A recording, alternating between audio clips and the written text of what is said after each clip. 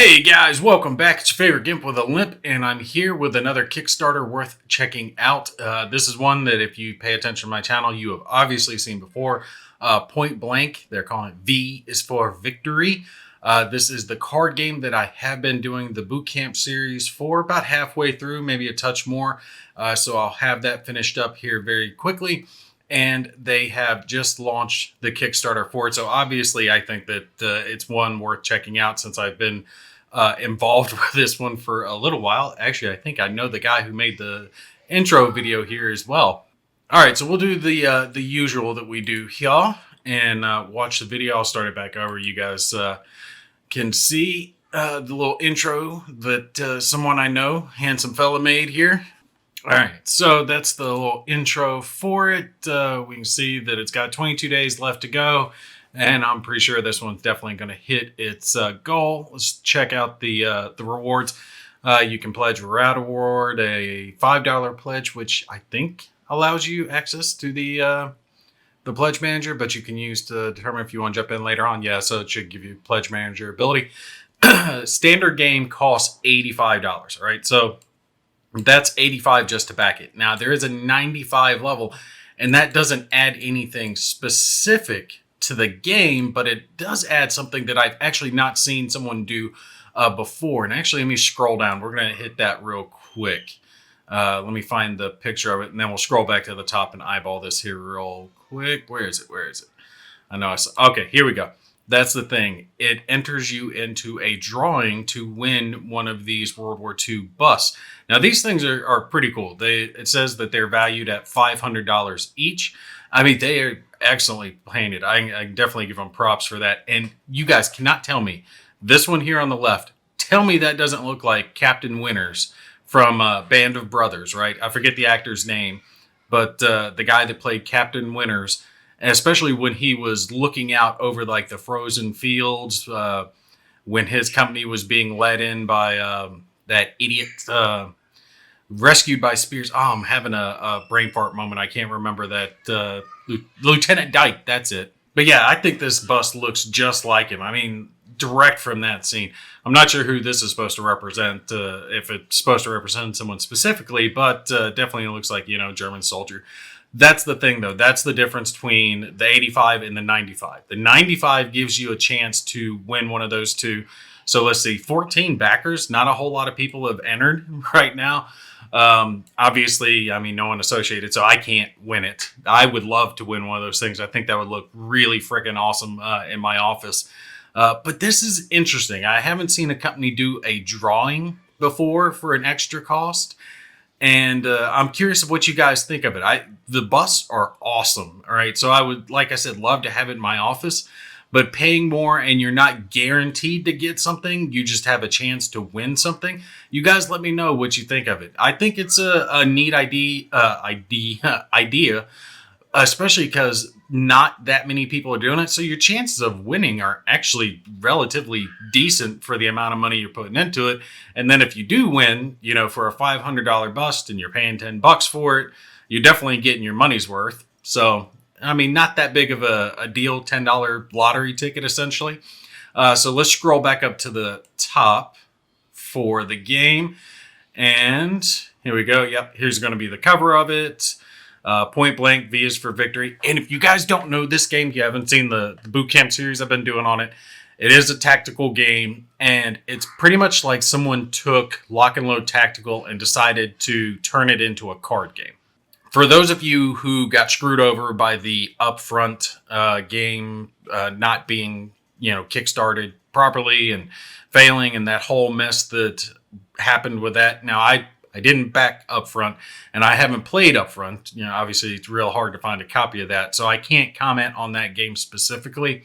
But I would say this is probably a close facsimile from what I've seen. So if you weren't able to get upfront, Point Blank is probably one that's definitely going to catch your eye. So definitely check it out if you did back that one. And sorry for those guys that had that happen. Trust me, I've had some Kickstarters fail on me too before. And I understand the rage you feel when you're like, where the hell's my game? And that's the thing with Kickstarter, is that you're not always guaranteed to get it. Now, it has become pretty much a damn pre-order at this point, but it's not a guaranteed pre-order. Now, with companies like Lock and Load and DVG, Academy Games, the others that have been doing Kickstarters here for a while, Compass Games, it's pretty much guaranteed you're going to get your game. But with others, you have to play it by ear. What's that? Golden Sun, I think, is the one that had a whole lot of problems. They were doing kind of like a pyramid scheme. Anyway, sorry, I'm getting off topic. So gameplay, like I said, tactical. You guys can see how the map could look while you're playing. It does have leader units like you see in Lock and Load Tactical, lieutenants and sergeants who can join your squads, add their leadership modifier. If you have played Lock and Load Tactical, you will hit the ground running when it comes to this game. You'll have a good feel. You'll understand a lot of terminology that's being used. A lot of the core game principles that are being used will make a lot of sense to you when you start picking up this game. Like I said, it really is Lock and Load Tactical translated down into a nice card game instead of hex and counter base. I mean, for me, that's why I compare it to. Players 1 to 2, age 12 and up. Game scale, infantry squads and individual armored fighting vehicles, 2 hours, varying on the game time. Map scale is 150 meters per area. Oh, and just in case you don't know, an area is vertical, sectors are horizontal in this game. So when they're saying an area, they mean one of these boxes, essentially. But there's a difference between area and sector. Solitaire, it is rated 8 out of 10 as high. Complexity, 5 out of 10. Medium, yeah, I'd put it there. Maybe a 6, maybe like a 5.5. Maybe just a little higher than a 5, but 5 isn't a bad for it. What you're going to get, 2-piece map. All right, so again, since this is a card game, this is going to be a bunch of maps. It's going to be 2 big maps, so like this here.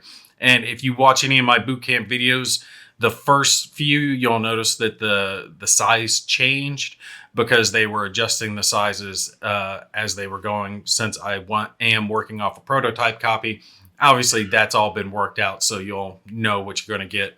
But it is going to be 5 rows across and then 9 total up and down, because there's 4 on each side, one player side and then the other player side. And then there's one like neutral in the center. That's your row 0 or sector 0 that a lot of the fighting is going to happen over. 2 counter sheets. Most of the counters are informational type counters. Fire, move, things like that. 4 player aids, including 3 double-sided and 1 single-sided. 520 poker cards. 698 with stretch goals. 7 mini-size cards. That's going to be your support weapons and your leaders. 119 with stretch goals. 1 manual. 1 modules release and scenario booklet with over 14 scenarios. 21 with stretch goals. And 1 3-inch deep box. That's definitely a nice way to go with it. The 3-inch box is always so much better than the 2-inch boxes, in my opinion. Here's a picture of the 2 counter sheets. And like I said, you guys can see most of it is admin related type stuff, moving, firing, covered arcs. That's what these counters are going to be used for. And let's see.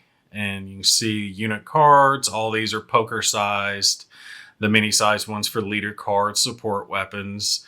The action cards, which again is kind of the engine of the game. That's what you're playing off of, using to move your units, attack, and all that good stuff. The player aids, very similar to the player aids, again, for Lock and Load Tactical. I know I'm comparing a lot back to that game, but a lot of the components are similar, so you'll definitely understand these player aids if you've played that system before. And this is just a sample page of the core rules, which if you watch my bootcamp series, you won't need it. And it's even listed here. Look at that, bootcamp videos. Like I said, it's not finished yet, but it will be soon. It should definitely be finished by the time that the game is finished with Kickstarter and actually delivered to backers. And then here you can see the map set out. Now, this is a lot bigger than your obviously you're seeing on screen, it's going to take up a fair amount of table space. Let's see, did it show the exact size up here? Let's see, 2-piece 38-inch by 32-inch map. So yeah, it's going to be fairly substantial on your board. And it talks about it more. Unlike hex boards, it's designed using the areas and the sectors.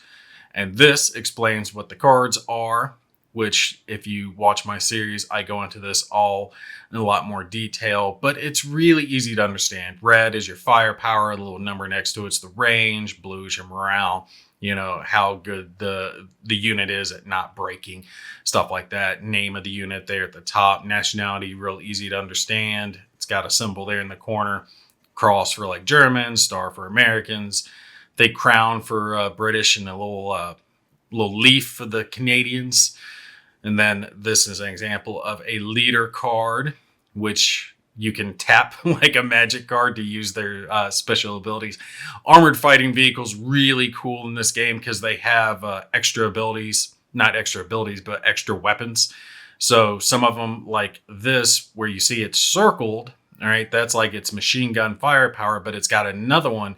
And the reason this one's a triangle instead of a circle is because it's directional. So it's only facing out of the front instead of 360, where this machine gun's mounted in the turret, so it can fire all the way around. So even stuff like that's accounted for. And you can do things like overruns in this game where you've got the vehicle trying to run them down. Obviously, armor-piercing weapons, and then you've got ordnance to hit charts down here at the bottom, and then you have to account for the armor.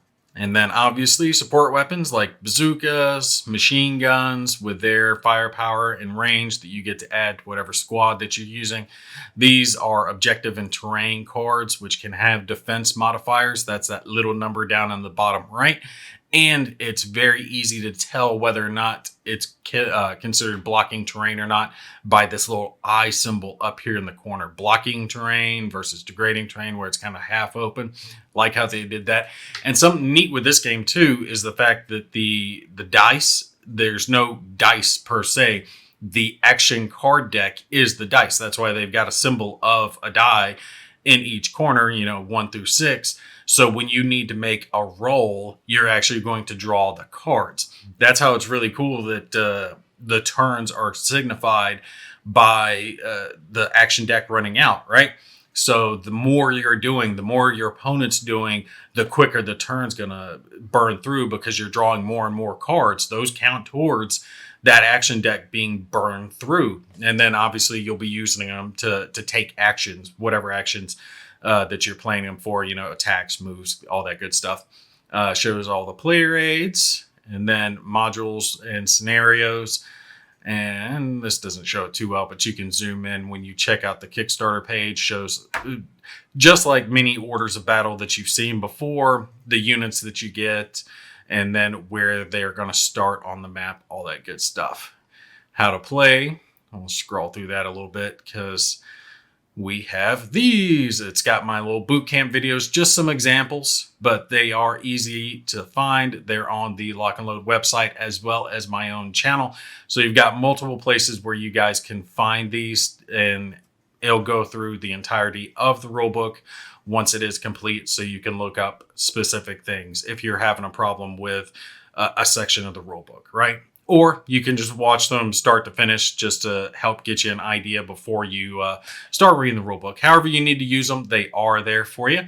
And down here, we've got our stretch goals, which, like it said in the video, is going to be extra units mainly. Things like British and Canadian units. So we got British airborne scenarios, more terrain cards. We're going to have more German weapons and armor, and also Allied weapon and armor. Let's see, add some more armor battle scenarios as well. Some new support weapons. Ooh, flamethrower, that's cool.